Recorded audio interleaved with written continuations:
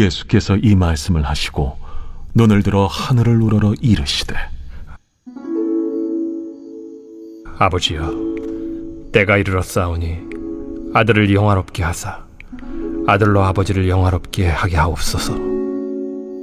아버지께서 아들에게 주신 모든 사람에게 영생을 주게 하시려고 만민을 다스리는 권세를 아들에게 주셨음이로소이다. 영생은 곧 유일하신 참 하나님과 그가 보내신 자 예수 그리스도를 아는 것이니이다. 아버지께서 내게 하라고 주신 일을 내가 이루어 아버지를 이 세상에서 영화롭게 하였사오니 아버지여, 창세전에 내가 아버지와 함께 가졌던 영화로서 지금도 아버지와 함께 나를 영화롭게 하옵소서. 세상 중에서 내게 주신 사람들에게 내가 아버지의 이름을 나타내었나이다. 그들은 아버지의 것이었는데 내게 주셨으며 그들은 아버지의 말씀을 지키었나이다. 지금 그들은 아버지께서 내게 주신 것이 다 아버지로부터 온 것인 줄 알았나이다. 나는 아버지께서 내게 주신 말씀들을 그들에게 주었사오며 그들은 이것을 받고 내가 아버지께로부터 나온 줄을 참으로 아오며 아버지께서 나를 보내신 줄도 믿었사옵나이다. 오늘도 살아 역사하시는 하나님 아버지 감사합니다. 오늘 새로운 3월이 시작되는 첫날 토요일 새벽에 우리 사랑하는 성도님들과 함께 오늘 주신 귀한 말씀을 함께 나눌 수 있는 은혜를 베풀어 주셔서 감사합니다.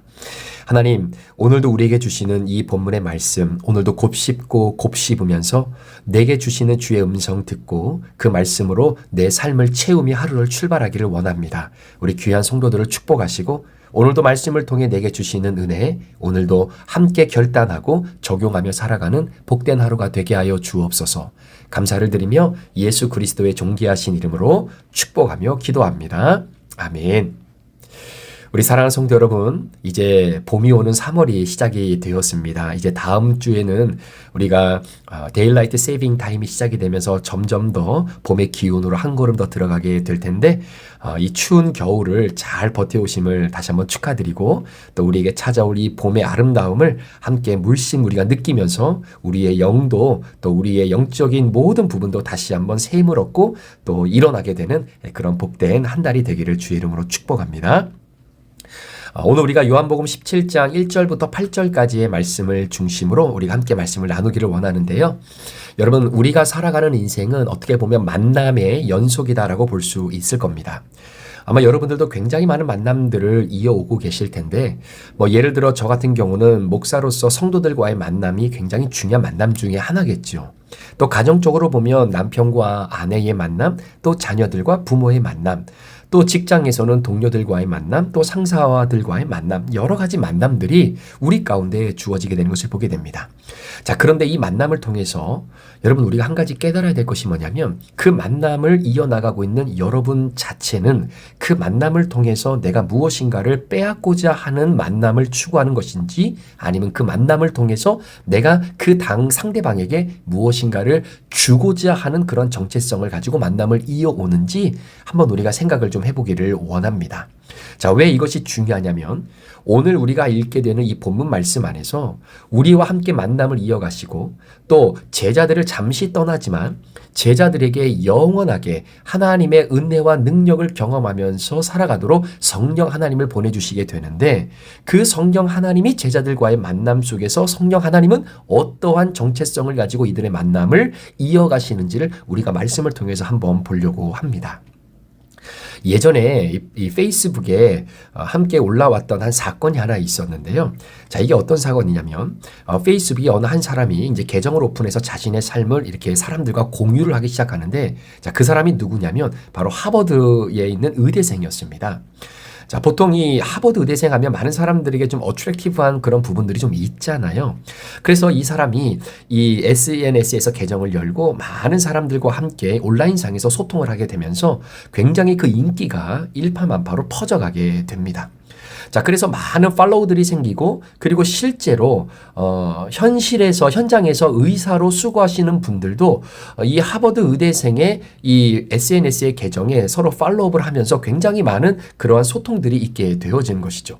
자, 그래서 인터넷을 통해서 굉장히 많은 교제들이 이루어지게 되고, 그리고 실제로 인터넷 안에서 정말로 이 사람과 함께 정말로 자신이 궁금했던 것, 또 의학적으로 또 궁금했던 것, 이런 것들을 서로 질문하고 답변해주는 이런 소통이 굉장히 활발하게 일어나게 되면서 굉장히 많은 인기가 이제는 올라가게 되는 것이죠. 자, 그런데 그렇게 굉장히 많은 인기를 얻어가고 있는 상황 속에 어느 한 평범한 여자도, 어느 한 여성이 동일하게 이 SNS에 이제 가입을 해서 이 하버드 의대생과 같이 이렇게 교제를 나누게 되었습니다. 자, 그런데 이렇게 교제를 하게 되는 가운데에 여러분, 그 수많은 팔로워 등에 이 평범한 여성이 얼마나 뭐 대단한 그런 걸 가지고 있다고 해서 뭐 이 하버드 의대생에게 이게 눈에 띄겠습니까?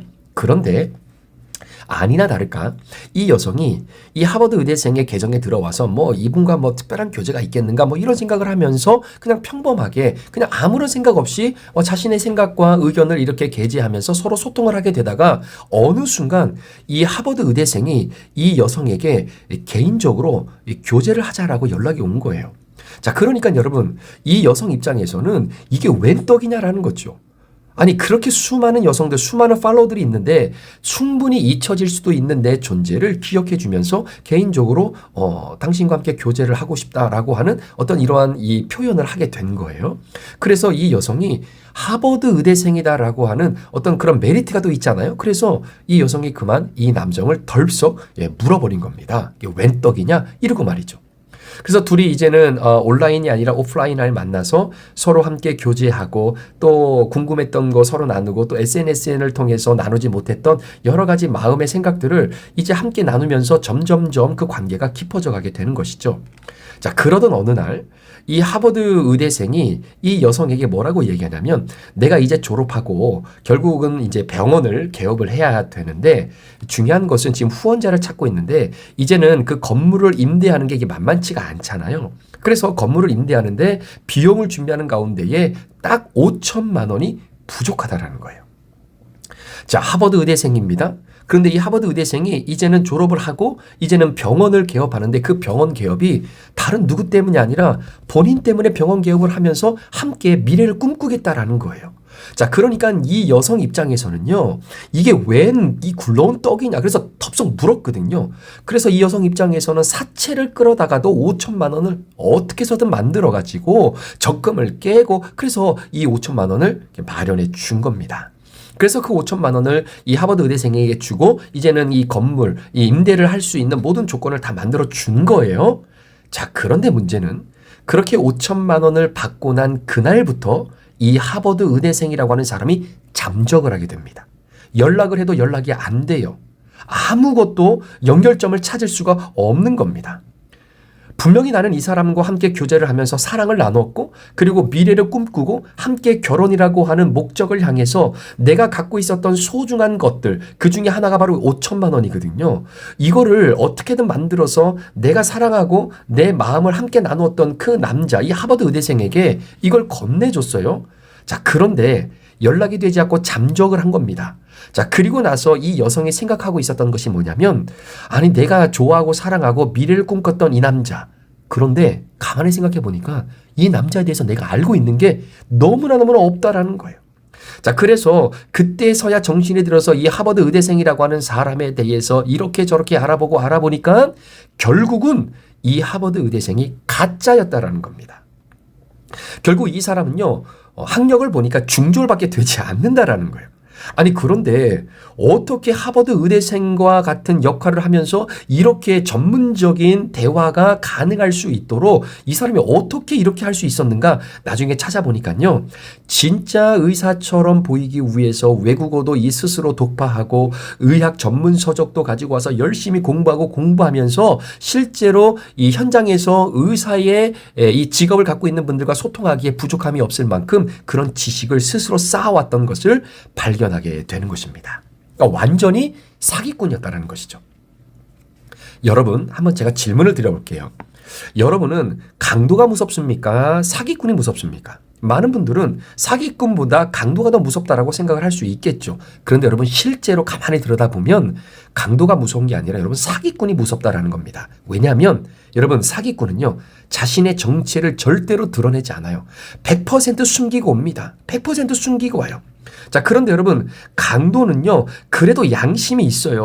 어떤 의미에서 양심이 있냐면, 내가 현재 보이는 것만 빼앗아 가는 사람입니다. 그렇죠. 그런데 사기꾼은요, 그 사람 전부를 다 빼앗아 가요. 마음을 먼저 빼앗고 난 다음에 비로소 그 사람의 모든 것을 다 빼앗아 가는 것이 바로 사기꾼입니다. 자, 그러니까 여러분, 사기꾼은 가만히 보면요, 이타적으로 다가와요. 내가 뭔가를 다 줄 것처럼, 나의 모든 것을 다 쏟아부을 것처럼, 내가 당신에게 내게 소중한 것을 내가 주겠다라고 하는 그러한 이타적인 모습으로 찾아올 때가 너무나 많습니다. 그런데 여러분, 그렇게 다가온 사기꾼은요, 결국은 그렇게 속아서 넘어온 사람의 모든 것을 다 빼앗아 가는 것이 바로 사기꾼이다라는 거예요.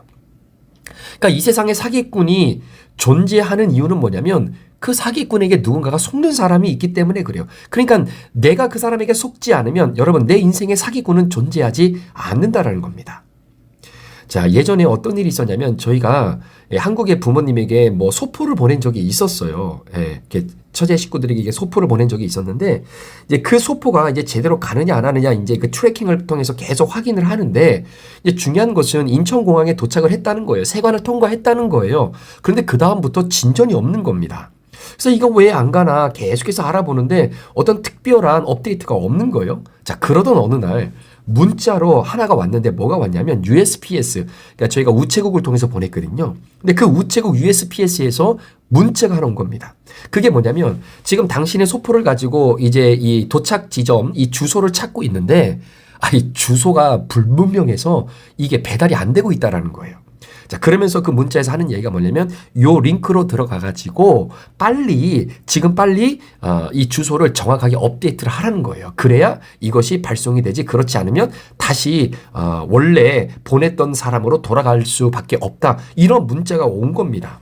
자, 그러니까 저희 입장에서는 아니나 다를까 지금 이게 왜 업데이트가 안 되나, 뭐가 문제가 있나 지금 이렇게 걱정하고 있는데 USPS에서 문자가 온 거예요. 그런데 문자가 온 걸 가지고 이제 링크를 클릭을 해서 들어가 보니까 여기에 뭐를 하냐면 크레딧 카드를 입력해야 된다는 거예요. 왜냐하면 주소를 업데이트하고 이거를 확인하는데 fee가 있다는 거예요. 그래서 fee가 있다는 거 해서 뭐 어떻게 하겠습니까? 뭐 fee가 얼마 되지 않아, 50센트인가 이 정도밖에 되지 않았었어요. 자, 그러니까 빨리 이거를 업데이트를 해야 이게 물품이 이제 제대로 도착을 하니까 그래서 크레딧 카드를 입력을 했습니다. 입력을 했는데 문제는 그 다음에 문자가 왔어요. 어떤 문자가 왔냐면 크레딧 카드는 안 된다라는 거예요. 크레딧 카드는 안 되고 데뷔 카드를 넣어야 된다는 거예요. 데뷔 카드를 넣어야 된다? 이건 또 뭐지? 순간 이거 뭔가 문제가 있다라고 하는 냄새가 느껴지는 겁니다. 그래서 가만히 이제 인터넷을 찾아보고 뭐 이제 이렇게 알아보니까 이런 USPS라고 하는 이런 사기 문자를 통해서 굉장히 손해를 보고 피해를 봤던 사람들이 있다라고 하는 이런 내용들을 발견하게 된 거예요. 그때서야 비로소 알았죠. 이게 스팸이었구나. 이게 사기꾼들이구나. 그러니까 여러분, 크레딧 카드를 넣으면 당장 이 크레딧 카드는 돈이 빠져나가지가 않잖아요. 그리고 알지 못하는 사람이 돈을 빼가게 되면 이게 좀 뭔가 문제가 있다고 크레딧 카드는 금방 알려주잖아요. 근데 데뷔 카드는 바로 통장에서 돈이 빠져나가는 거거든요. 자, 그러니까 어떤 사람은 몇천 불 내 통장에서 빠져나가고 이러한 피해 사례가 있더라는 거예요. 얼마나 다행인지. 만약에 그때 우리가 그냥 아무것도 모르고 여러분 데뷔 카드 정보를 넣었다면 어떻게 하겠습니까? 큰 코 다칠 뻔했었죠. 자, 그래서 이게 사기꾼인가, 우리가 사기꾼에게 속을 뻔했다라고 하는 생각을 해보게 된 겁니다. 자, 그리고 나서 이제 나중에 지나고 나서는 이제 잘 도착을 했는데 참 재밌는 것이요. 이제 시간이 좀 지나고 이 문자가 또 옵니다. 또 와요. 그러면서 그 문자의 이 내용이 똑같습니다. 네가 보낸 소포가 지금 도착해야 되는데 이렇고 저렇고 상황에서 아직 도착하지 못하고 있으니까 빨리 크레딧 카드나 데뷔 카드를 넣어가지고 주소를 업데이트 하라는 이 문자가 또 오더라고요. 콧방귀도 안 끼는 거죠. 사랑하는 여러분, 우리 사람의 마음 속에는요, 뭐가 있냐면 이 갈망이라는 것이 있습니다. 갈망이라는 것이 다 있어요. 어떤 갈망이냐면 바로 구원과 메시아에 대한 갈망이 있다라는 겁니다. 자, 이게 무슨 의미냐면 우리가 인생을 살아가면서 내 힘으로 극복할 수 없는 문제를 만날 때가 반드시 있어요. 그것이 질병을 만나게 되면 여러분 그 질병을 회복하고 치유받기 위한 메시아를 찾고자 하는 갈망이 우리 가운데 있습니다. 뭐 어떤 유명한 의사가 있다라고 하면 그 의사에게 매달려서 내 질병이 치유되기를 바라는 바로 그 메시아를 찾고자 하는 우리의 갈망. 또 예를 들어서 어떤 치유 사역을 진짜 잘하는 목사님이 있다. 그러면 여러분 돈을 쌓아 짊어지고 나서도 여러분 그분에게 가서 기도받고 내 몸이 치유되기를 원하는 그러한 메시아를 찾고자 하는 갈망이 있다라는 거예요. 그러니까 우리 인간의 마음의 구조상, 우리의 본질의 구조상 여러분 구원자를 찾게 되어 있다라는 겁니다. 나를 위해서 정말로 이타적인 사람이 등장하기를 바라는 거예요. 나는 부족하지만 이 부족함을 채워줄 수 있는 사람. 그것이 질병이 됐던 관계가 됐던 건강이 됐던 어떤 물질이 됐던 나의 부족함을 누군가가 채워주기를 간절히 원하는 그런 이타적인 사람이 내 인생 가운데 들어오기를 간절히 기다리고 있는 이 갈망 저에게도 있고 여러분들에게도 있다라는 겁니다. 자, 그런데 오늘 1절 말씀에 예수님이 뭐라고 말씀하시냐면 1절 말씀 후반절에 보니까 때가 이르러 싸우니 아들을 영화롭게 하사 아들로 아버지를 영화롭게 하게 하옵소서라고 하는 말씀이 나옵니다. 자, 아들 예수와 아버지 하나님께서 영화롭게 되어진다라고 하는 이 문맥의 의미가 무엇이겠는가라는 거죠. 자, 아들 예수와 하나님 아버지가 영화롭게 되어진다. 자, 이 말이 무슨 의미냐면 하나님의 아들 예수 그리스도와 아버지 하나님만이 진짜 이타적인 존재다라는 겁니다. 자, 여러분 이타적이라고 하는 것이 무슨 의미입니까? 여러분 하나님 아버지와 아들 예수 그리스도 그리고 성령 하나님 이분들만이 바로 우리를 위해 아낌없이 베푸시는 분들이다라는 거예요. 이것이 바로 아버지와 아들이 영화롭게 되어진다, 영화롭게 여겨지게 된다라고 하는 바로 그런 문맥의 의미를 갖고 있는 겁니다. 자, 그러니까 여러분 성부 하나님, 성자 예수님 그리고 성령 하나님 바로 이 삼위일체의 하나님을 제외하고는 누구도 이 세상에 그 어떠한 존재도 여러분 이타적인 존재가 없다라는 거예요. 이걸 기억하셔야 됩니다. 이게 명확하게 여러분의 신앙의 기준에 바로 서게 되면 여러분 보세요. 성부, 성자, 성령 하나님을 제외하고 누군가가 이타적인 존재로 여러분에게 나타났다. 100% 사기꾼입니다. 100% 사기꾼이에요. 왜냐하면 자신의 모든 것을 이타적으로 다른 이들에게 내어줄 수 있는 분은 성부, 성자, 성령 하나님 외에는 없다라는 겁니다. 여러분 예수님의 이타심 한번 볼까요? 여러분 예수님의 이타심은요. 전 인류를 살리는 이타적인 마음이에요. 그러니까 우리 예수님에게는요. 부족함이 없는 분이에요. 결핍이 없는 분입니다. 그러니까 모든 것들을 다 부어주고 부어주어도 부족함이 없는 분이 바로 우리 예수 그리스도, 바로 예수님의 영화로움을 우리는 기억해야 되는 건데요. 자, 그런 맥락에서 여러분 오병이어의 사건을 한번 조명해 보십시오. 여러분 특별히 마태, 마가, 누가, 요한복음에 다 기록되어져 있는 사건 중에 하나가 뭐냐면 바로 이 오병이어의 사건입니다. 자, 그러면 마태, 마가, 누가, 요한이 왜 이 오병이어의 사건을 동일하게 다 기록했느냐? 자, 뭘 말하고 싶었는가? 바로 예수 그리스도의 영화로움을 우리에게 소개하기 위해서 이 사건을 다 기록한 겁니다. 자, 오병이어 사건이 왜 중요하냐면요. 여러분 성경에 보면 남자만 5,000명 먹었다라고 기록합니다. 그러니까 남자만 5,000명이니까 학자들에 따르면 한 2만 명 이상이 되는 수많은 사람들이 그 빈들에 있는 거예요. 자, 그런데 문제는 식사 때가 지나갔다라는 겁니다. 그런데 먹을 것을 준비하지 못했다라는 거예요. 뭐 오늘처럼 근처에 뭐 어떤 마켓이 있고 뭐 코스코가 있어서 가가지고 뭐 음식을 바로 사올 수 있는 그런 여건도 아니고요. 설사 여러분 지금 그러한 이 마켓들이 뭐 있다고 해도 여러분 2만 명이나 되는 사람들을 먹일 수 있는 음식을 어디서 한꺼번에 공급할 수 있겠습니까? 그러니까 이거는 도저히 해결할 수 없는 일이다라는 거예요. 그러니까 거대한 문제를 만난 겁니다. 자, 그런데 이 사건을 통해서 하나님의 영화로우심, 예수 그리스도의 영화로우심을 우리들에게 보여주기 위해서 이 사건을 기록하게 되는데, 자, 이 사건의 가장 키포인트는 뭐냐면요. 2만 명이 넘는 사람, 그러니까 남자만 5,000명이에요. 그러니까 2만 명이 넘는 사람들이 배불리 먹었다라는 것이 중요한 게 아닙니다. 자, 배불리 먹었어요. 자, 배불리 먹었다는 것은 더 이상 먹을 수 없을 만큼 진짜 풍요롭게 먹었다라는 거예요. 자, 그런데 이 사건의 핵심은 뭐냐면 그보다 더 중요한 것은 그렇게 배불리 먹고도 12광주리가 남았다라는 거예요. 12광주리가 남았다라는 거예요. 그래도 남았다라는 겁니다.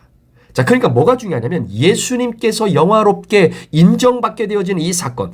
주고 배불리 먹고 배불리 먹어도 여전히 우리 예수님으로부터 흘러나오는 이 모든 것들은 결핍이 없다는 거예요. 부족함이 없다는 거예요. 내어 주어도 부족함이 없이 날마다 넘쳐나는 바로 그 예수님의 영화로움, 바로 이 사건을 우리에게 보여준 것입니다. 그래서 예수님은요, 정말로 내어줌에도 불구하고 여전히 남아있는 분, 바로 그 풍성한 분을 오늘 우리들에게 허락해주고 있는 유일한 분이다라는 것을 우리가 기억해야 되는 거예요. 자, 3절 말씀을 한번 보십시오. 이렇게 기록되어 있죠. 영생은 곧 유일하신 참 하나님과 그가 보내신 자 예수 그리스도를 아는 것이 영생이다라는 겁니다. 여러분, 왜 유일하신 하나님을, 바로 그 예수 그리스도를 아는 것이 영생일까요? 자, 그 이유가 뭐냐면 동일한 맥락이에요. 하나님 말고 이타적인 존재가 없기 때문입니다. 하나님만이 예수 그리스도를 통해서 이 오병이어의 사건처럼 불어넣어주고 채워주고 베풀어주고 끊임없이 퍼내주어도 부족함이 없는 바로 그런 이타적인 존재가 바로 예수 그리스도라는 거예요. 그러니까 여러분, 속으면 안 됩니다. 여러분, 영생은요, 품절되지 않아요. 그러니까 예수님께서 가지고 계시는 영생의 한도가 있어서 이 한도를 다 쓰면 그 다음에는 더 이상 영생을 베풀 수 없는 그런 존재가 아니라, 하나님을 알고 예수 그리스도를 알게 되어질 때에 그분 안에 존재하고 있는 이 영생은 마치 모든 인류에게 베풀어 주어도 영원히 남게 되어지는 그 풍성한 분, 그것이 바로 하나님 예수 그리스도를 아는 것, 그게 바로 영생이다라고 성경은 이야기해주고 있는 겁니다. 자, 그런데 문제는 여러분, 이렇게 하나님과 예수님, 이 성령님만 우리에게 주는 존재, 베풀는 존재, 끊임없이 퍼내어주는 존재로 오시는 것이 아니라, 여러분, 사탄도 주는 존재로 나타난다는 거예요. 이게 문제입니다. 여러분, 마태복음에 보면 예수님께서 이 사탄에 의해서 이제 시험을 받지 않습니까? 자, 세 번째 시험이 뭐냐면, 예수님을 산 꼭대기에 데리고 올라가서 천하만국을 보여줍니다. 그러면서 예수, 당신이 나에게 절하면 이 모든 영광을 내가 너에게 다 주겠다라는 거예요. 준다는 겁니다. 퍼주겠다라는 거예요. 자, 여러분, 사탄이라고 하는 존재가 과연 주는 인격이 그 사탄 안에 있을까요? 여러분, 사탄도 이렇게 우리를 이렇게 유혹하고 혈혹하면서 주는 존재로 나타나고 있지만, 여러분 잘 보셔야 될 게 뭐냐면, 사탄은 풍성함이 그 안에 없어요. 절대로 사탄은 이타적인 존재가 아닙니다. 이유는 이 세상의 모든 것은 하나님의 것이지 사탄의 것이 아니에요. 자, 그러니까 사탄의 것이 아니니까 사탄의 것이 없잖아요. 없는데 주겠다라고 약속하는 것처럼 다가오는 게 이게 사기꾼입니다. 여러분, 사탄은요, 바로 이런 이 속이는 자의 아비예요. 그래서 줄 것이 없는데 마치 전부를 다 줄 것처럼 우리에게 다가오는데, 그렇게 다가오는 이유는 뭐냐면, 우리의 전부를 다 빼앗기 위해서 마치 주는 것이 없는데도 불구하고 주는 존재인 것처럼 나타나는 것이 사탄의 존재인 겁니다. 자, 그러니까 여러분, 영적인 세계는 딱 두 가지예요. 전부 다 주든가 아니면 싹 다 빼앗든가. 이 둘 중에 하나다라는 겁니다.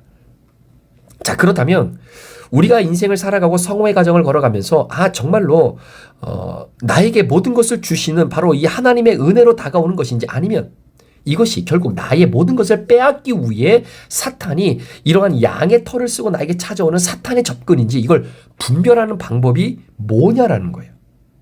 자, 그와 같은 맥락에서 여러분, 제가 설교의 처음 앞부분에 우리가 만남을 이어갈 때 이 만남의 주체인 나는 과연 주는 존재인가? 나는 그 만나고 있는 대상으로부터 무엇인가를 빼앗으려고 하는 존재인가? 자, 이 두 가지의 나의 정체성 한번 우리가 잘 생각해 봐야 되는 겁니다. 2021년도에 있었던 사건인데요. 혹시 여러분 기억하실지 모르겠습니다. 일본에서 있었던 살인 사건인데, 이 딸이 엄마를 살해했던, 천륜을 어겼던 범죄에 대한 사건입니다. 제가 이 사건을 좀 이렇게 인터넷을 통해서 쭉 보니까 참 마음이 아프더라고요. 이 딸이 엄마를 왜 죽였는가? 자, 내용은 이렇습니다. 이 딸이요, 어떤 딸이었냐면, 이 딸이 엄마를 살해하고 나서 이제 판결의 결과가 나왔는데, 어떤 결과를 판사들이 내렸냐면, 이 딸에게 10년을 허용한 겁니다. 10년의 형을 때렸는데, 근데 살인죄인데도 10년이면 굉장히 이 형이 가볍다라고 느낄 수밖에 없거든요. 자, 그런데 문제는 뭐냐면 10년이라고 하는 형을 내릴 수밖에 없었던 그 이유를 이제는 그 인터넷에 쭉 써 있어요. 그 내용을 읽어보니까 저도 좀 이해가 되면서도 당시에 이 판사와 일본 사람들의 마음에 동정의 여지를 남겨주었던 것이 있었습니다.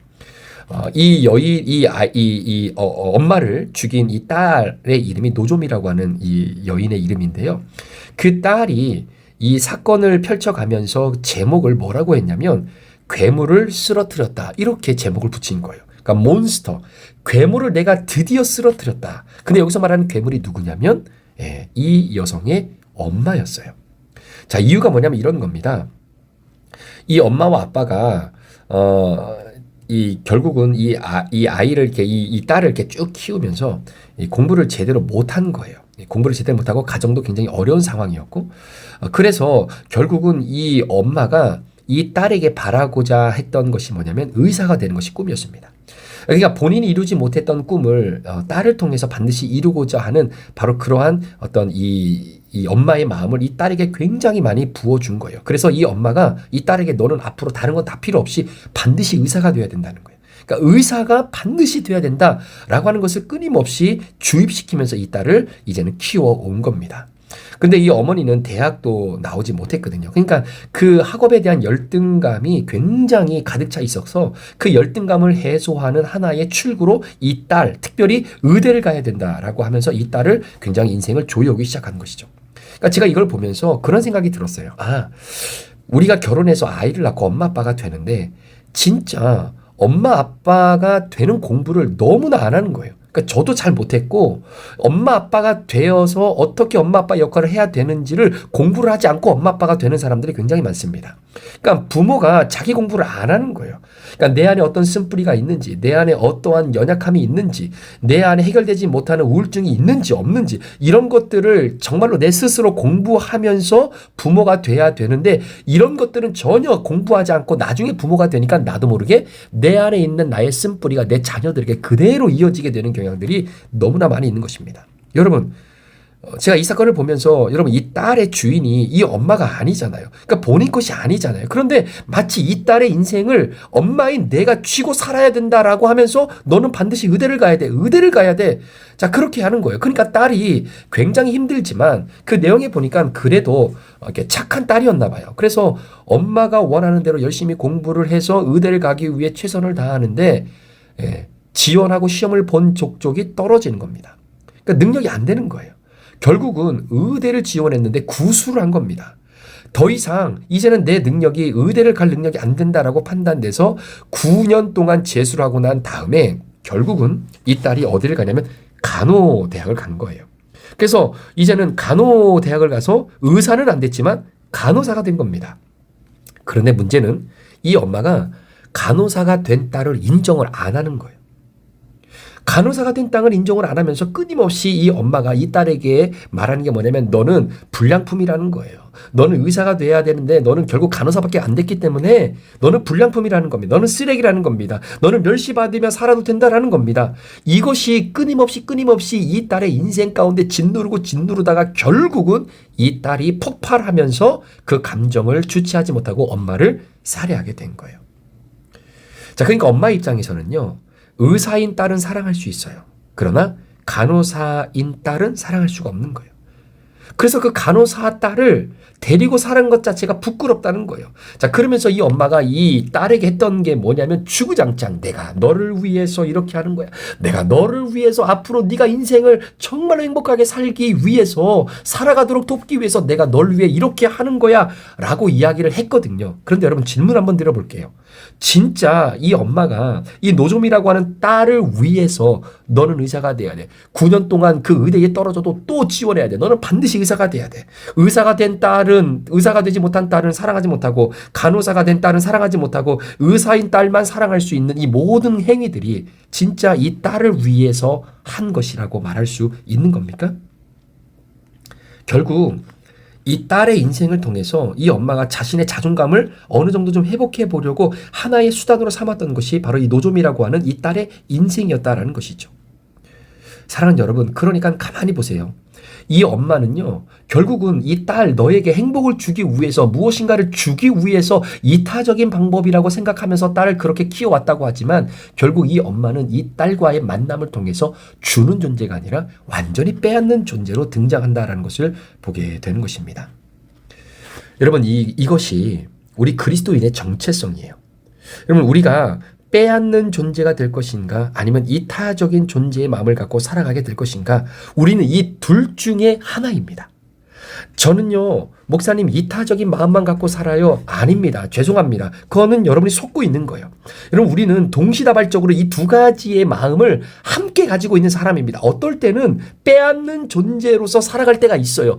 그런데 또 어떨 때는 이타적인 마음을 가지고 예수님의 마음을 품고 살아갈 때가 있어요. 이 두 가지가 같이 병행해요. 자, 그러면 언제 우리는 빼앗는 존재가 되고 언제 우리는 이타적인 존재가 되느냐? 그것은 다른 무엇이 아니라 성령 충만함이 우리 가운데 있을 때의 이타적인 마음이 되지만 성령 충만함이 사라지고 성령이 내 안에서 역사하지 못하게 될 때 우리는 100% 빼앗는 존재가 될 수밖에 없다라는 겁니다. 여러분은 어떤 상태입니까? 여러분은 어떤 상태입니까? 여러분, 세상의 사랑은요, 내가 얻을 게 있는 사랑이면 그 사랑합니다. 내가 누군가를 만나서 그 사람으로부터 무엇인가를 얻어낼 수 있는 것이 있다라고 계산이 되어지면 그때부터 여러분 계산적인 사랑이 시작되는 거예요. 여러분, 맞지 않습니까? 여러분, 세상 사람들은 마찬가지예요. 내가 존경할 수 있는 사람 사랑할 수 있죠. 여러분, 예를 들어서 내 남편이 정말로 여러분 직급도 좋고 능력도 있고 돈도 잘 벌어와요. 그런 남편 누구나 사랑할 수 있습니다. 여러분, 내 아내가 진짜 현모양처예요. 그런 아내 누구나 사랑할 수 있습니다. 여러분, 내 자녀가 공부도 잘하고 말도 잘 듣고 정말로 사람들에게 존경받고 인정받는 그런 자녀 사랑할 수 있어요. 그런데 여러분, 그런 사랑은 누구나 할 수 있습니다. 그런 사랑 누구나 다 행할 수 있다라는 거예요. 자, 그런데 정말로 내 남편이지만 무능력해요. 돈도 못 벌어와요. 연약해요. 불쌍해요. 나약해요. 그런 남편 사랑하기가 쉽지 않아요. 여러분, 이혼 숙녀 프로그램이라는 거 여러분 보신 적 있지 않습니까? 거기에 보면요, 진짜 결혼했어요. 사랑해서 결혼했다고 하는데 여러분, 남편이 무능력해요. 돈도 못 벌어와요. 여러 가지로 힘들고 연약하고 나약한 모습이 너무나 많아요. 그런 남편 사랑하기 힘들다라는 거예요. 현모양처 여러분 사랑할 수 있죠, 그 안에. 그런데 그렇지 못한 아내를 내 아내라고 하는 이름으로 내가 사랑하는 거 여러분 쉽지 않을 때도 있다라는 겁니다. 여러분, 자녀들도 마찬가지예요. 부모 마음에 대못을 받고 살아가는 그런 자녀들, 여러분 정말로 부모로서 아무런 조건 없이 살아간다는 거 여러분 쉽지 않습니다. 그러니까 세상은요, 내가 무엇인가를 그 사람을 통해서 얻어낼 수 있는 것이 있다라고 판단이 되어지면 쉽게 사랑할 수 있어요. 그러나 여러분, 그렇지 못한 상황에서 살아가는 거 쉽지 않다라는 이야기입니다. 자, 그런데 예수님만이 이타적인 존재라고 말씀드렸던 맥락 속에서 예수님이 사랑했던 그 대상들 한번 보십시오. 여러분, 창녀를 예수님이 사랑하셨거든요. 여러분, 그렇게 창녀를 사랑함으로 말미암아 예수님이 얻을 게 뭐가 있겠습니까? 여러분, 당시에 여러분 마태는 세리였습니다. 여러분, 세리는요 정말로 하나님 나라에 들어갈 자격이 아예 없고 지옥의 가장 뜨거운 자리에 들어갈 그런 1순위가 여러분 창녀와 죄인과 세리들이었잖아요. 그런 세리를 우리 예수님이 사랑하셨는데 그렇게 사랑하는 것으로 인하여 주변 사람들의 그 눈초리를 우리 예수님이 왜 예상하지 못했겠습니까? 그런데 예수님이 세리를 사랑한들 예수님이 얻을 게 뭐가 있겠어요? 여러분, 사마리아 여인, 여러분 남편이 5명 이상이나 되는 이 여인, 어느 누구도 만나기를 꺼려했던 이 여인, 여러분 이 여인을 예수님이 만나주시고 구원을 베풀어 주시고 이 여인을 사랑하기로 우리 예수님이 마음먹으신 그 사건을 통해 예수님이 얻어낼 수 있는 게 뭐가 있겠느냐라는 거예요.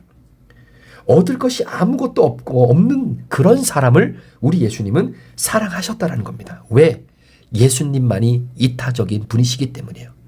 어느 누구도 사랑할 수 없는 사람들을 사랑하심에도 불구하고 여전히 바로 예수님의 마음에는 그 사랑이 여러분 결핍이 없고 끊임없이 베풀고 퍼주어도 여러분 그 밑바닥이 보이지 않는 은혜와 사랑을 품고 계시는 분이 바로 예수 그리스도다라고 하는 사실입니다. 이것이 바로 때가 이르렀사오니 아들을 영화롭게 하사 아들로 아버지를 영화롭게 하게 하옵소서라는 거예요. 아버지와 아들이 함께 영화롭다라고 하는 것이 인정되어지는 바로 그 상황. 사랑하는 성도 여러분, 저와 여러분이 오늘 하루를 살아가면서 우리는 아버지 하나님 예수 그리스도의 영화로움을 드러내면서 살아가는 자들입니다. 우리는 반드시 이 두 가지 중에 하나예요. 빼앗는 존재일 것인가? 아니면 끊임없이 주는 존재인가? 오늘도 예수님께서 이타적인 존재로 우리에게 모든 것을 내어주시고 주셔도 여전히 결핍이 없으신 그 예수님을 우리의 마음 가운데 모시고 살아간다면 여러분, 우리의 만남을 통해서 정말로 무엇인가를 그 상대방으로부터 얻어내기 위한 만남이 아니라 내가 무엇인가를 예수의 사랑을, 예수의 은혜를, 예수의 그 놀라운 은총을 함께 나누고 줄 수 있는 바로 그러한 존재로 우리가 살아가기를 원합니다. 그러려면요, 여러분, 성령 충만한 인생이 오늘도 펼쳐져야 될 것이에요. 여러분, 사기꾼에게 여러분의 마음이 빼앗기지 않기를 원합니다. 사단이 여러분의 마음을 흔들어서 끊임없이 무엇인가를 다 줄 것처럼 우리에게 다가오지만 결국은 우리의 모든 것을 빼앗아 가기 위해 다가오는 그런 사단의 전략과 바로 그 모든 모습을 우리가 영적으로 분별할 수 있는 그런 저와 여러분 되기를 원하고, 오늘 하루 사랑할 수 없을 것 같지만 그럼에도 불구하고 사랑할 수 있는 그 사랑, 오늘 여러분의 남편과 아내, 여러분의 자녀, 그리고 여러분의 주위에서 이루어지고 있는 그 만남을 통해서 오늘도 주님의 영화로움을 함께 실천하고 또 한 번 적용해 볼 수 있는 그런 인생을 살아가는 저와 여러분 되시기를 주의 이름으로 간절히 축원합니다. 기도하시겠습니다. 하나님 아버지, 감사합니다. 우리는 빼앗는 존재인가 아니면 끊임없이 주는 존재인가? 이 두 가지의 정체성이 하루에도 수십 번, 수백 번 바뀔 때가 있습니다. 그럴 때마다 성령 충만하여서 이 모든 것들을 잘 분별하게 도와주시고, 오늘도 예수님의 모습을 실현하고 또 그 모습을 오늘도 삶에 드러내기 위해 바로 이타적인 존재로 살아가고자 기도하며 성령의 은혜를 간구하는 우리 성도들의 삶에 지치지 않도록 하나님께서 은혜를 베풀어 주시옵소서. 감사를 드리며 예수 그리스도의 존귀하신 이름으로 축복하며 기도합니다. 아멘.